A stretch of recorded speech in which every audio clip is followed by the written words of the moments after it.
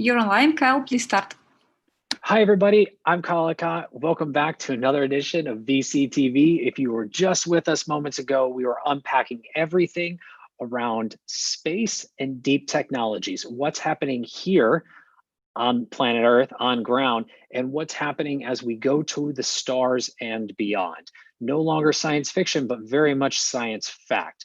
Deep technologies, some of the infrastructural technologies we have talked about many times here on VC TV, all are now playing a foundational role in so many of the industries that we have seen, whether they've been at the forefront or behind the scenes. And today's topics are just in that same playing field, and we're excited to talk about them, and that is around energy and sustainability.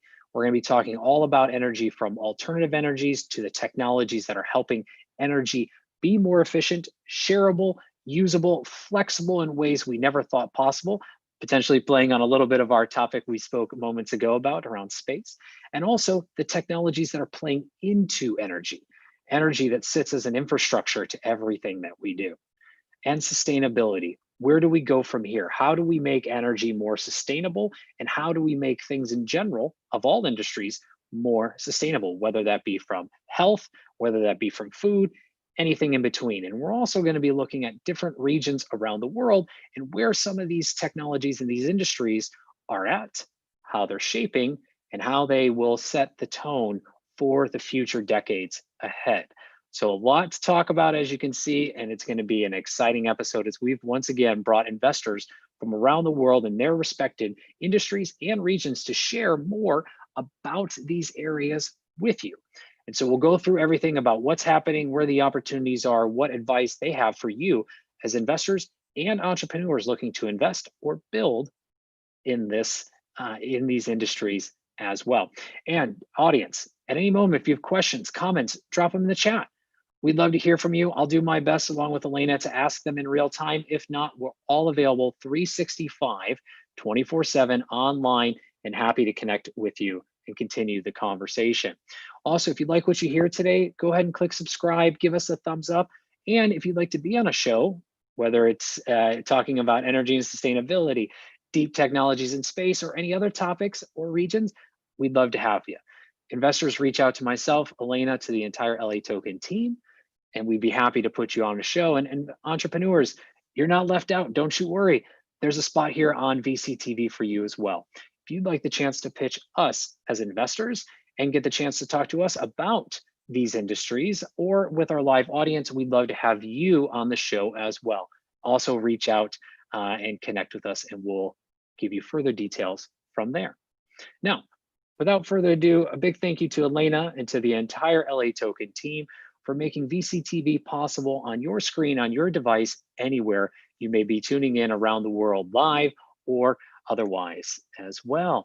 And with that, I want to welcome all of our investors today as we open up this topic and really get kicking off around these industries and technologies. Alpesh, my man, welcome back to the show. Pleasure to have you as always. A little intro, a little background to those who may not be aware of you thus far. Hi, hello everybody. I'm Alpesh Doshi. I've been building businesses for a long time, 20 plus years. I'm a technologist by background and like to build tech-driven businesses.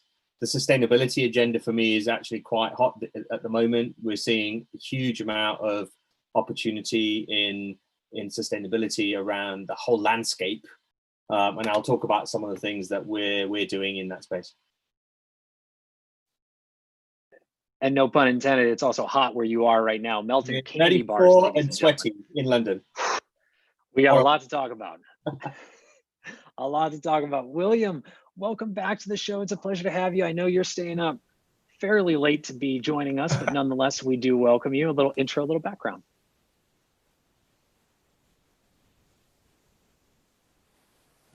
Hi, good afternoon, gents. I'm William Du from Genius Health from Kuala Lumpur.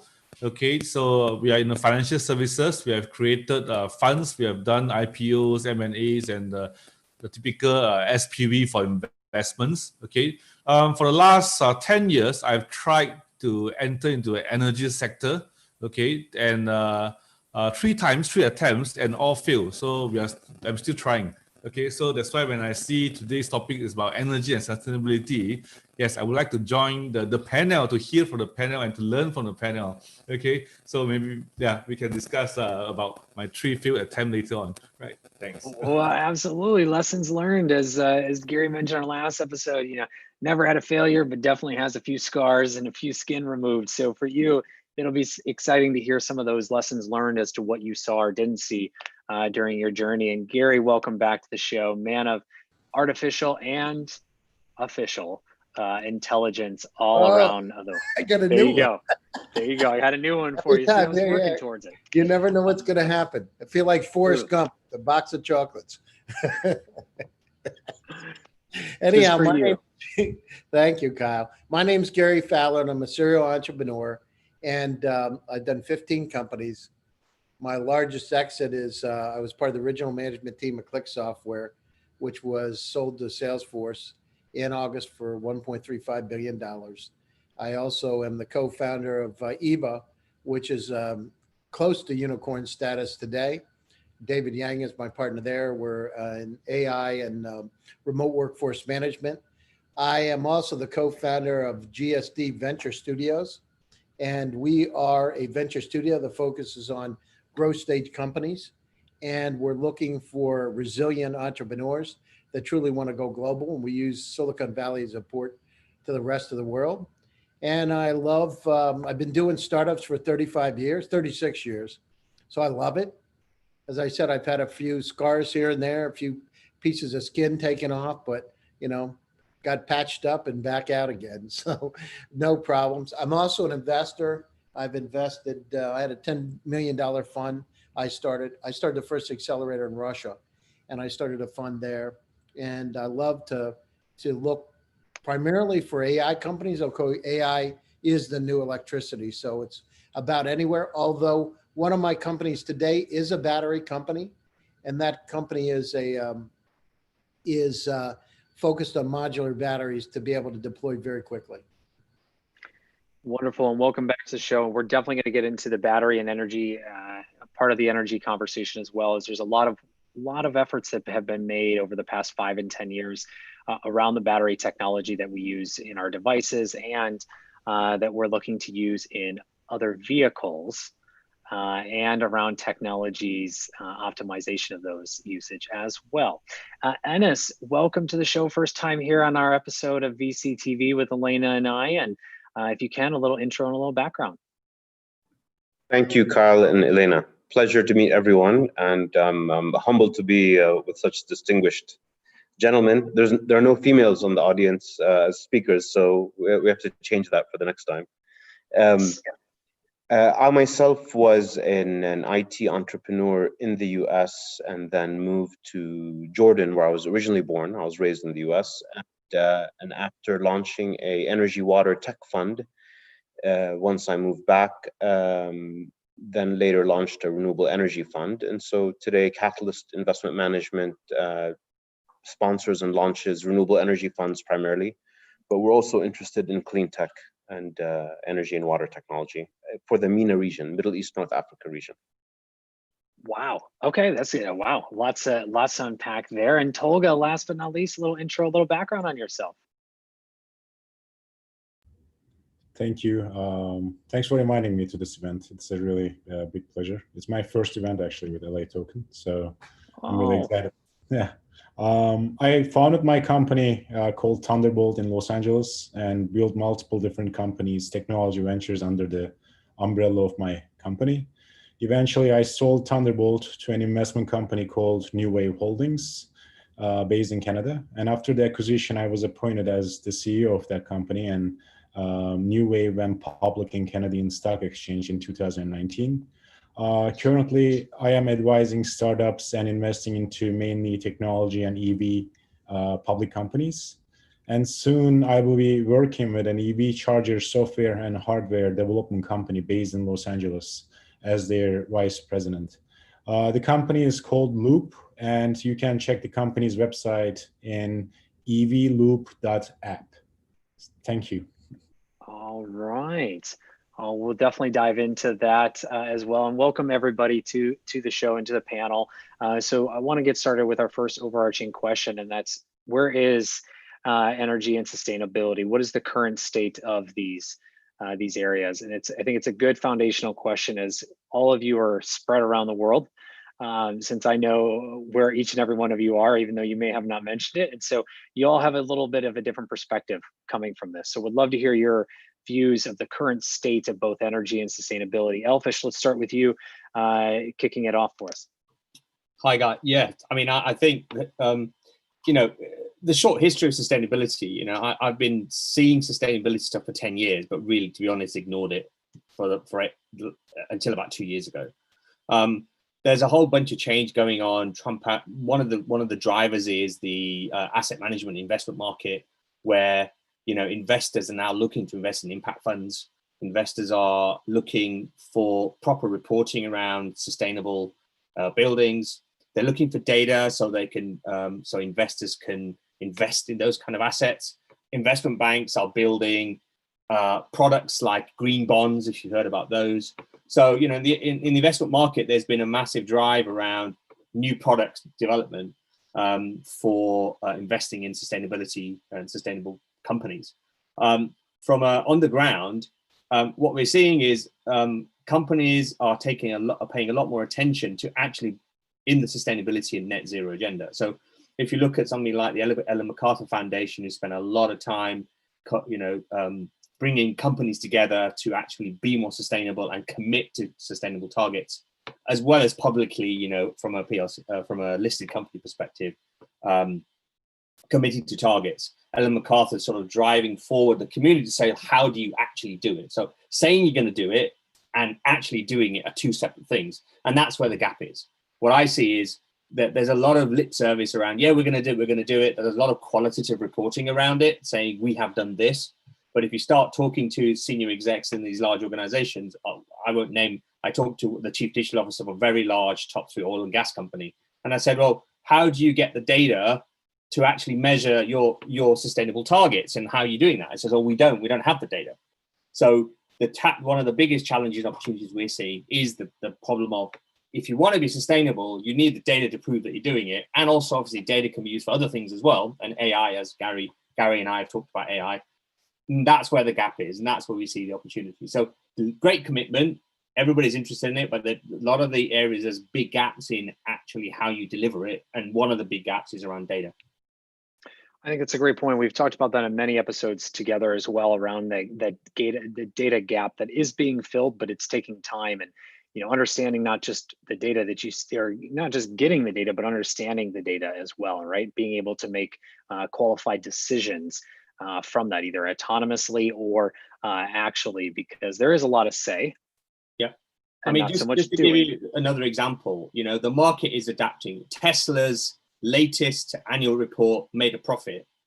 They made a profit on selling the carbon credits. They sold $590+ million of carbon credits to the other automotive manufacturers.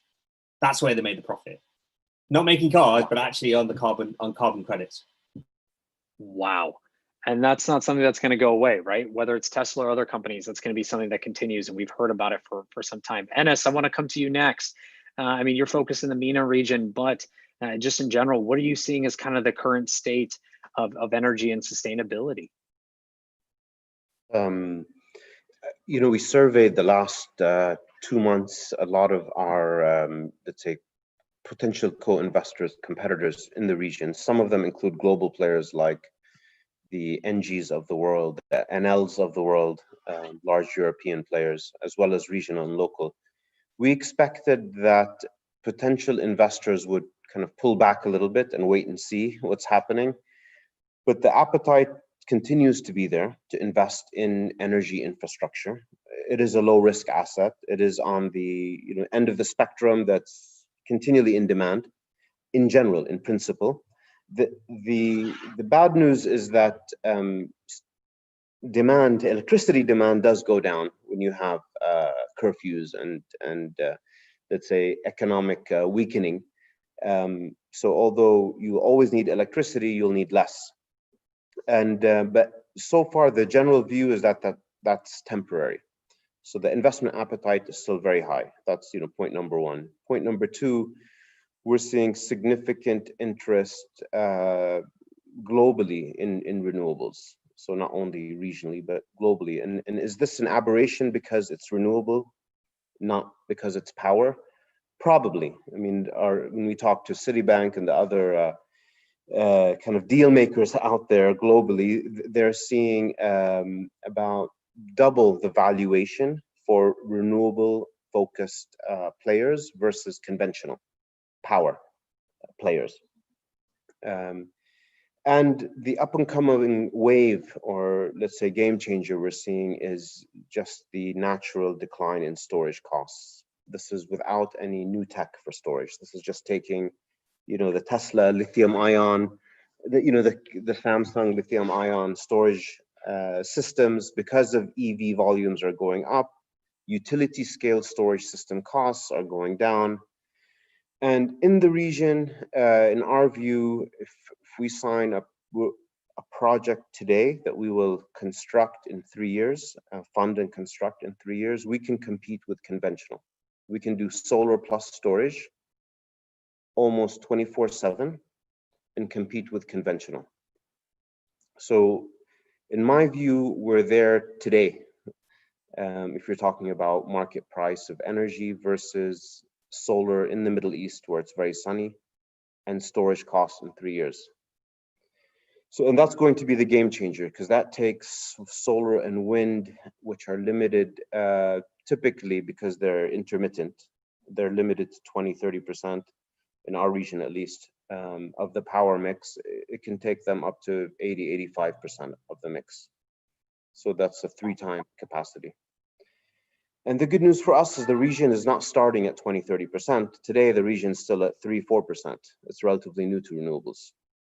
So it means there's a lot of room to grow, but there's also a lot of money pursuing that room.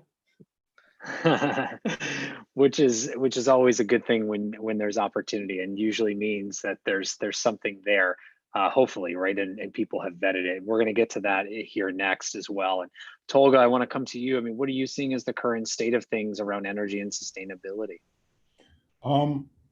I am not as professional as these gentlemen here. I am actually new to industry, but I have an idea as an outsider, because I follow all the technology and especially the EV companies very closely, both in the United States and in China, and also in Turkey too. In my opinion, this pandemic really is shifting so many things, and one of the main sectors that I think is transforming is the energy sector. People realize that the oil dependency is not going to be is not going to last too long, and the transformation into electric vehicles is a must. And every country right now, they are every developed like G20 countries, they are in the process of building their own indigenous electric vehicles.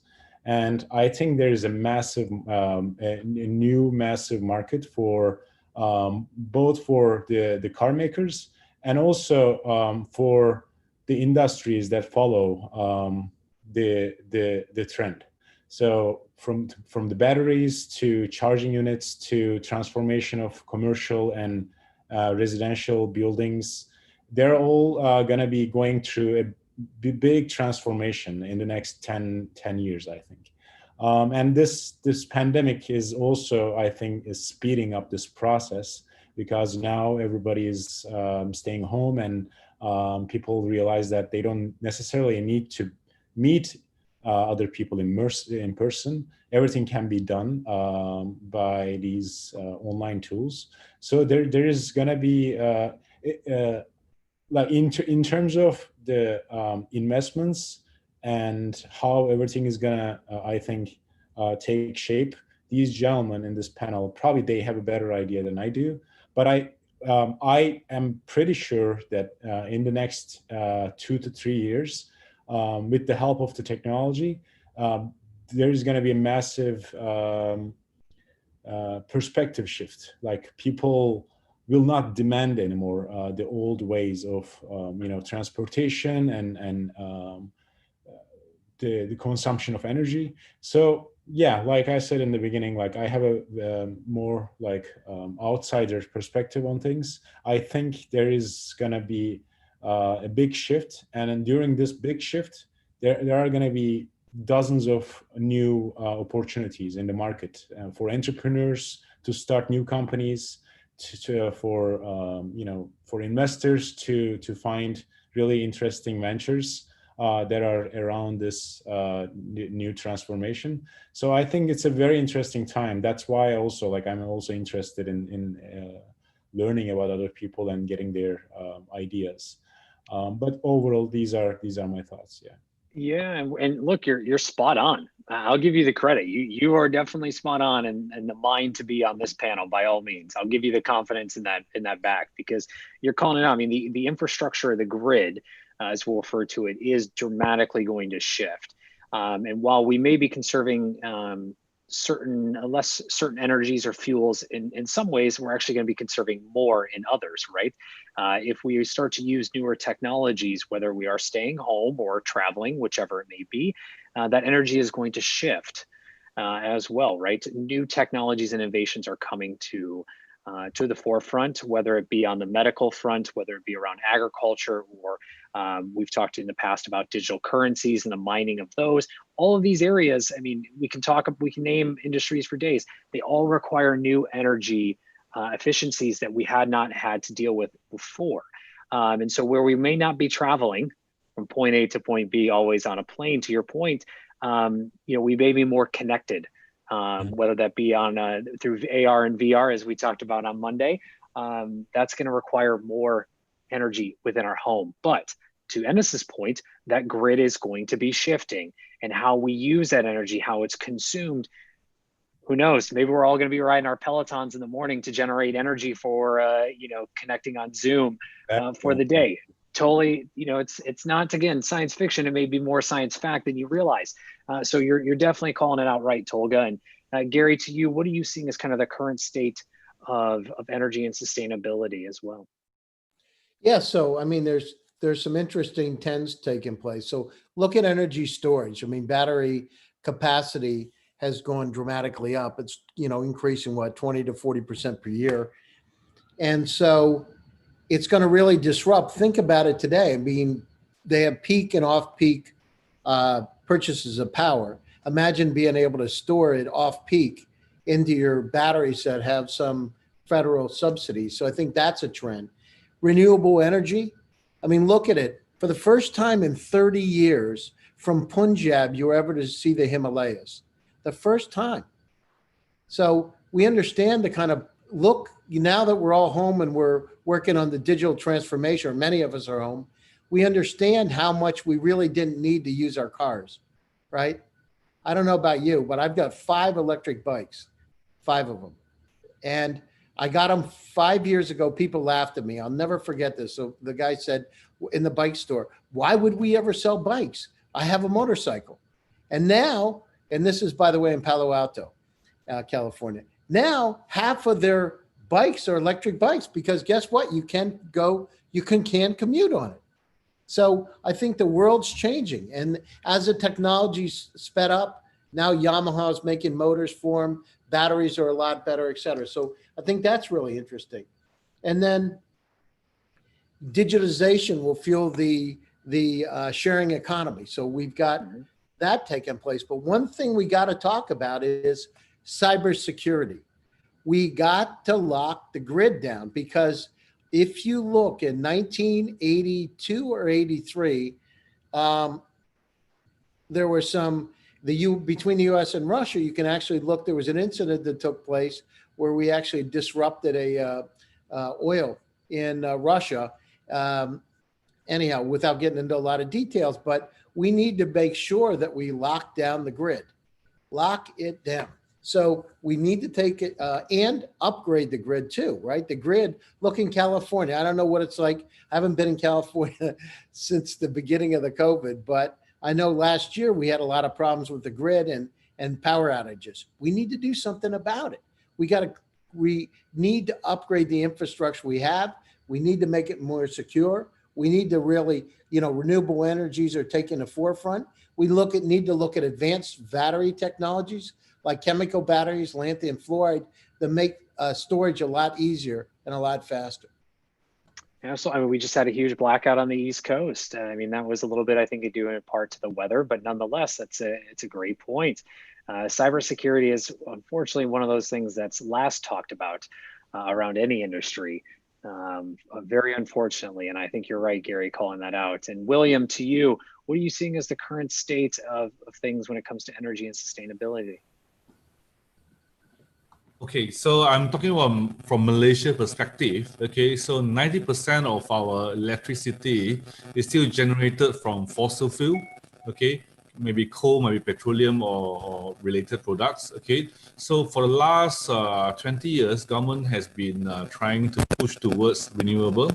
Okay, but the problem is the production cost of renewable energy, okay, is always much more higher than those produced by fossil fuel. Okay, so electricity price in Malaysia for household or for commercial is actually lower compared to the region.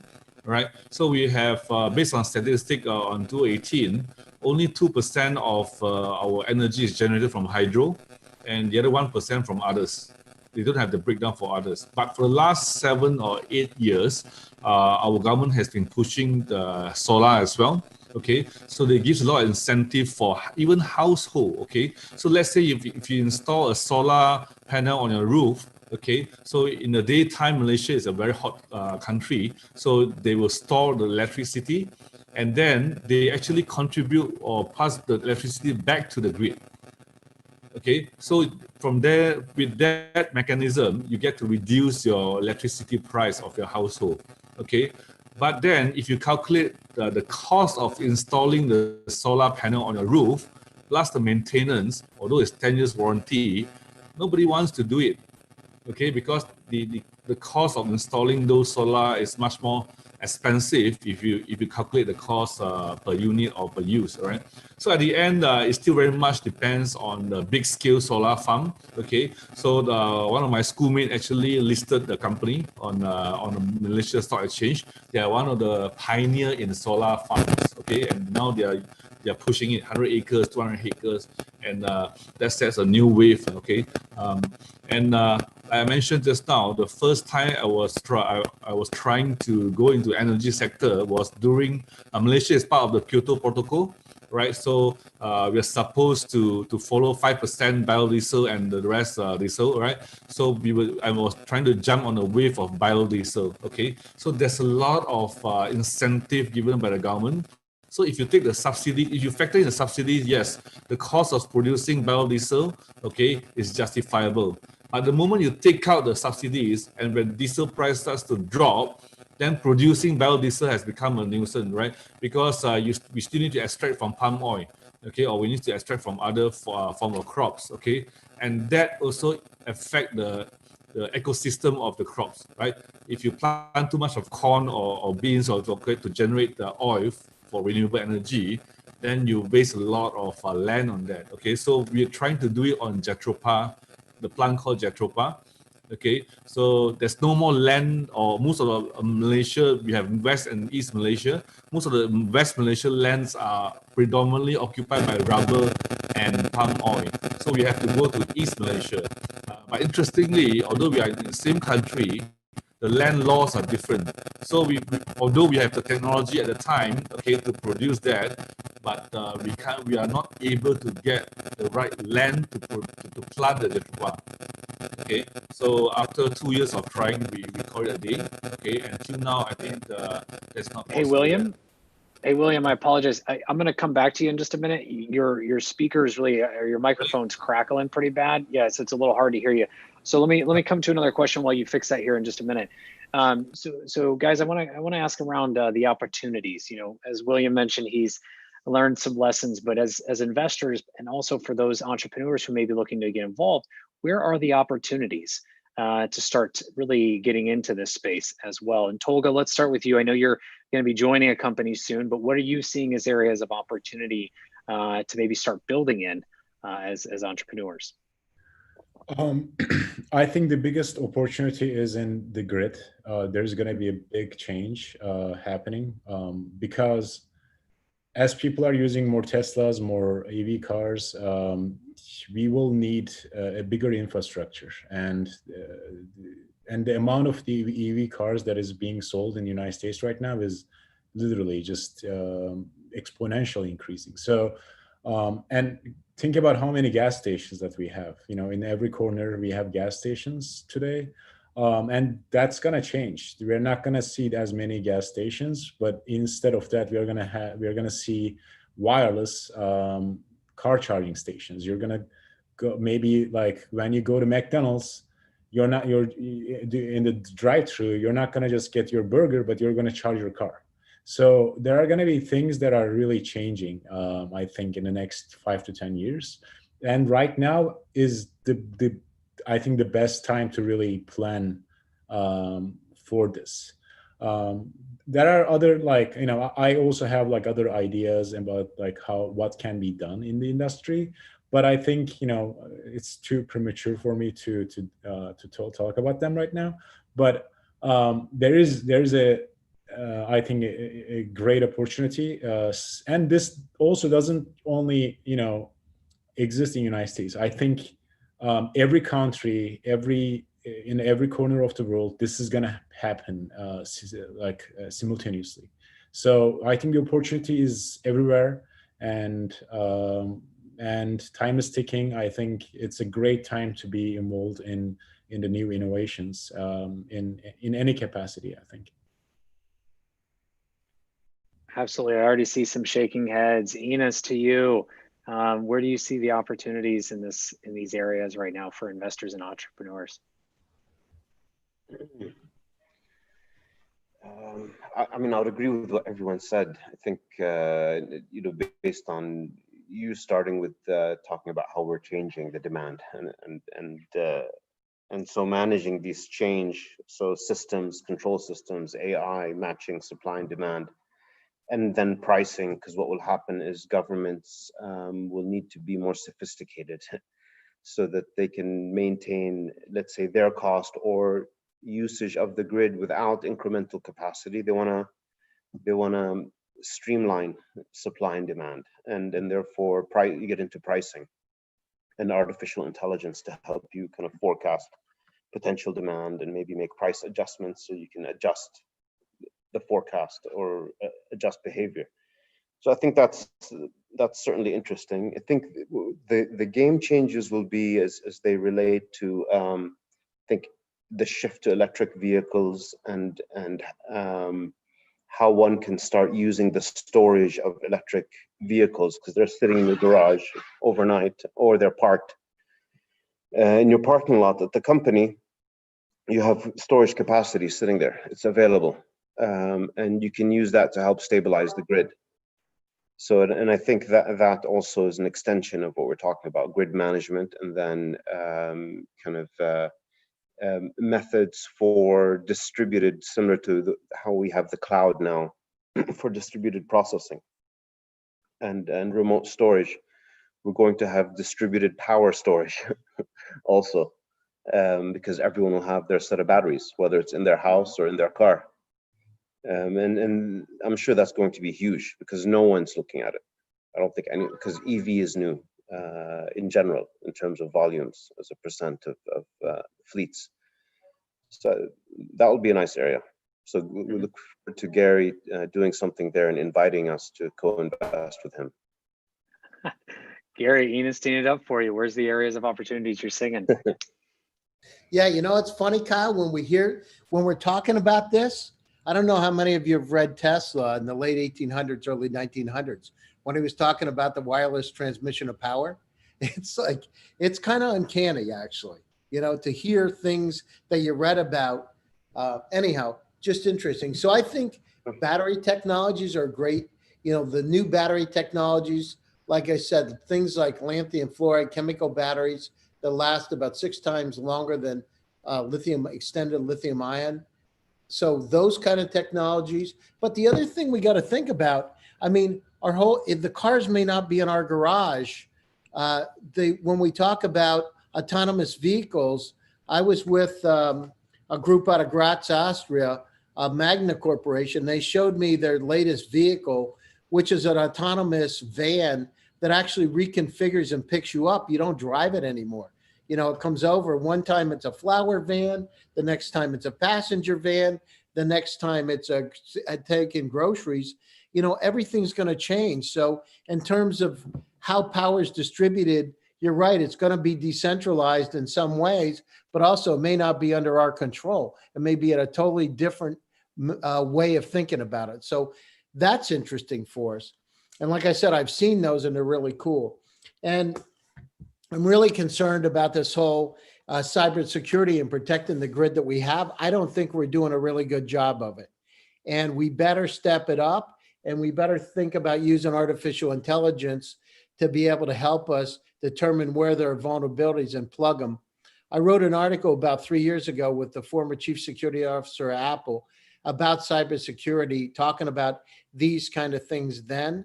And I think that, you know, we better focus on it. And what is it? The Florida Power and Light is part of a consortium. It's about $127 billion. You know, it would be, that would probably be the first priority for me, because I wouldn't want somebody taking it over. No, not at all. William, to you, I know you were crackling up there. I hope you're back with us. I know you had a point to finish, but then where are you seeing the areas of opportunity? And Alpesh, I'm coming to you next.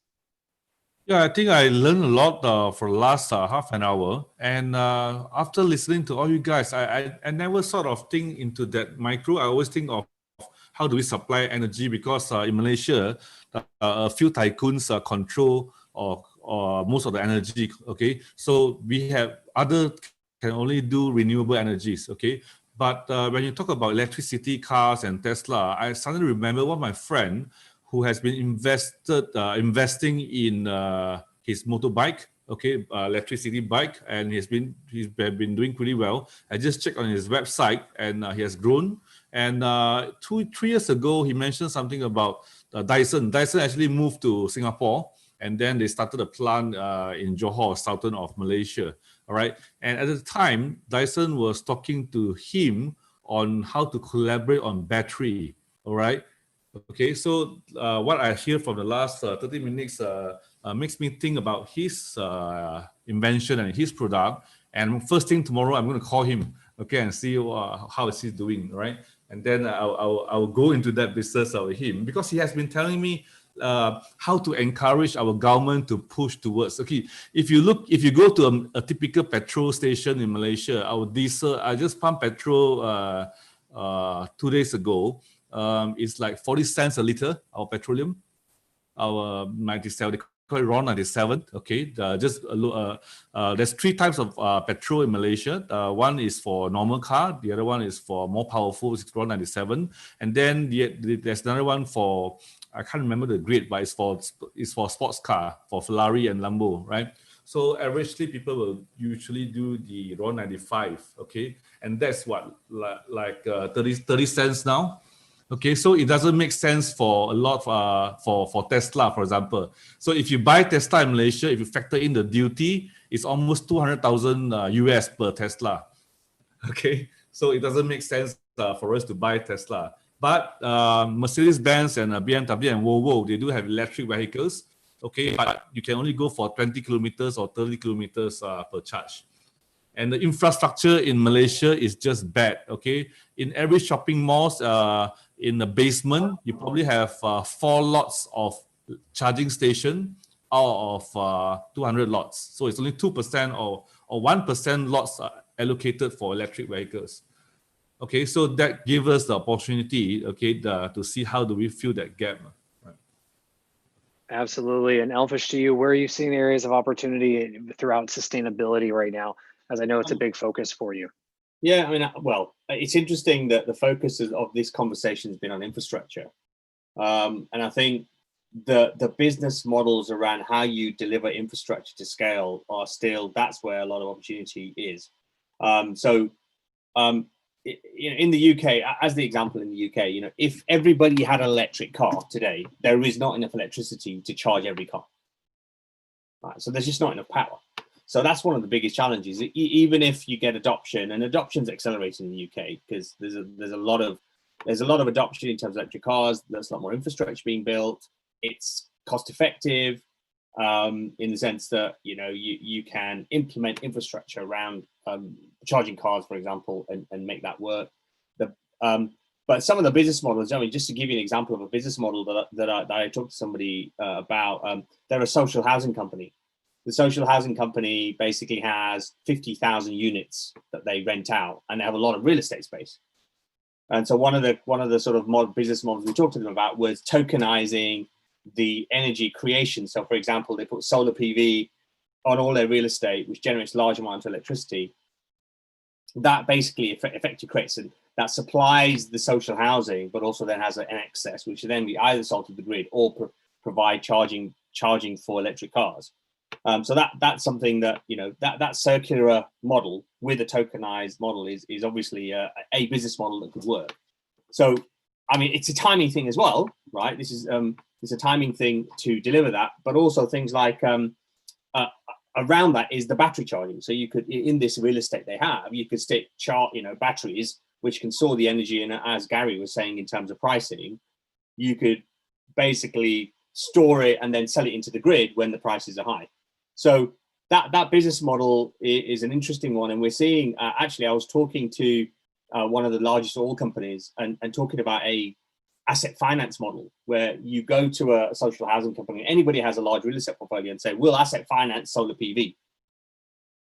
So you finance it, but you get the electricity, but then you get effectively have a 30-year asset finance product, which you effectively make 7, 8, 9, 10, 12% yield on it over 30 years. And the oil and gas company that I was dealing with in the ventures arm said, well, that's really good. If we could do that, we'll be interested in investing in it. So the part of the challenge has been are there innovative models around actually putting in core infrastructure which will allow the adoption of these kind of electricity in the areas that we've been talking about? And we're seeing those models emerge. Now, obviously, different countries are different, right? In Malaysia, there's a hell of a lot more infrastructure put into place. In the UK, I think on one day recently, there was no coal used for electricity in the UK. So we've already passed the point where the UK is not relying on coal or oil to power the UK. So it's solar, nuclear, wind. That's happened in the UK. So we're I guess, I don't know your countries. It feels like that the UK and Germany, I think, is actually quite far ahead in terms of delivering this infrastructure. But it's to do, for me, it's about the business model that you wrap around it. You've got to build a business model to make this work. And unfortunately, infrastructure requires a hell of a lot of investment. I mean, that's ultimately what it boils down to. So that's, and there's lots of people like these guys and others who are investing and get the model. So part of the thing for me is the fact that there is a lot of money, there is the opportunity to deliver returns, really good returns, and there's adoption. So if there's no adoption, forget it, spending money on infrastructure. So in the UK, we're absolutely seeing adoption. Right. That's a great point. I mean, if you're going to invest in infrastructure, you might as well see adoption. You must see a reason for it. If not, it's could be a hard lesson learned. And unfortunately, gentlemen, we are at the top of the hour and are at the point where we have to do quick closing thoughts, as want to be sensitive of everyone's time here on a Tuesday. So William, let's start with you. Any closing thoughts, and then where can everyone find you online to continue this conversation, as there's so much to be had still in this area around energy and sustainability? Right, the energy sector is one of the sectors that I personally have interest. Okay, so listening from the panel, I noticed that I shouldn't focus too much on the macro or the big infrastructure. Okay, I should instead focus on the consumer part. Okay, like battery, okay, like motorbikes. So I'm going to call my friend tomorrow. And I just saw Gary's post. I think, yes, one of his product is actually able to power up small household, okay, or strong. And you can get me on LinkedIn. Just type William Du, okay. Of course, on my Facebook as well. Thank you. Wonderful. Tolga, where can closing thoughts, and where can everyone find you and the new company online as well? Yeah, I'm very excited. Thank you again for inviting me. This is very good for me because to understand everybody's perspective. My closing thought is, I think, yeah, like there's so much ahead of us, and there's going to be a big shift in so many things. I agree with Ennis in terms of the AI involvement in technology, both consumption and how everything works in the future. Like your car is going to work for you, and you're not going to do anything, and it's just going to go make money. It's going to taxi people with, you know how right now there are companies you can just rent a car, somebody else's car with an app. In the future, I think it's going to be like your autonomous car, EV autonomous car, is going to be just taxing people and dropping them and making money. And that's, I think, how everything is going to work. It's really exciting. And like I said, I'm happy to be involved, and thanks again for inviting me. Absolutely. And again, where can everyone find you online? What's the website for the company? I just shared it actually on the chat. It's evloop.app is the company, and my personal website is tolgaonuk.com. Yeah. Wonderful. I just want to make sure you said it because no one could see our chat. This is that's the private chat for our show. So thank you very much, Gary. Of course, closing thoughts. Where can everyone find you? Yeah, so we put our money where our mouth is. So I'm actually the president of one of the energy groups, Watts Battery. So when we talk about this residential situation and be able to offload power, I'm actually involved in one of those companies. So I truly think, we're not unlimited in terms of fossil fuels. We've got to make some other decisions, and we got to make those decisions now sooner than later. So the time is now to be able to resolve it. So you can reach me at Gary Fowler at LinkedIn, or Gary at GSDVS, getshitdoneventurestudios.com. We curate incredible AI and energy companies to help them go global. Wonderful. And Alpesh, to you, closing thoughts, and where can everyone find you? Well, you can find me on LinkedIn. Type my name in, and you'll find me. Although there is a gynecologist who's the same name as me, so that's not me. He's based in the UK as well, and he's Indian. And one of my friends got impregnated by him. So there you go. Anyway, I digress. But you can find me on and closing thoughts. I think the sustainability agenda, as I said right at the beginning, I've seen the sustainability agenda not really being paid attention to for nearly 10 years. And now we're seeing large amounts of investment going in and lots of business opportunity where there are returns to be made. Because one of the challenges with investment is if no returns, then forget it. And what we're seeing is returns, market demand, consumer demand, business demand, and therefore, hey, that's a whole new market opportunity for the world, for everybody. Absolutely. And just going to show how small of a world it really is. And last but not least, Ennis, closing thoughts, and where can everyone find you online? Thanks, Kyle. So I think I appreciate your initiative, Kyle and Elena, in getting us together as panelists and everyone else that's observing or participating. So I think as part of us connecting the network, the distribution network or power network, we're connecting with each other. And maybe that becomes a basis for more work together. LinkedIn is probably the easiest one under my name. And I sent to the group here my email address and my mobile as well. So look forward to being in touch. Wonderful. Again, gentlemen, thank you all for sharing your thoughts and insights today. I really do appreciate it. There's so much to talk about, as each of you teased out in various ways, that we didn't have enough time to cover it all, and we will bring each of you back for future episodes to share more. But to your audience, as everyone said, we are available 24/7, 365, and would love to continue the conversation, whether you're building, investing, or just want to have more of a conversation around what we've seen, what our thoughts are, or general discussions between us. With that, also, thank you very much for tuning in. If you like what you heard, click subscribe, give us a thumbs up, And thank you, Gary. If you'd like to be on future episodes as investors, reach out. We'd love to have you. Entrepreneurs, again, there's a spot for you on our show. Get the chance to come on to pitch us as investors and to our full live audience. We'd love to have you. And a big thank you to Elena and to the entire LA Token team for making VCTV possible every day, every week, to your screen, to your device, anywhere in the world. I'm your host, Kyle Ellicott. I'll be here tomorrow. We've got a full week ahead packed full of different topics, industries, and regions, trends, opportunities, and investments around the world. Stay tuned. We'll see you back here tomorrow. I'm Kyle Ellicott. You can find me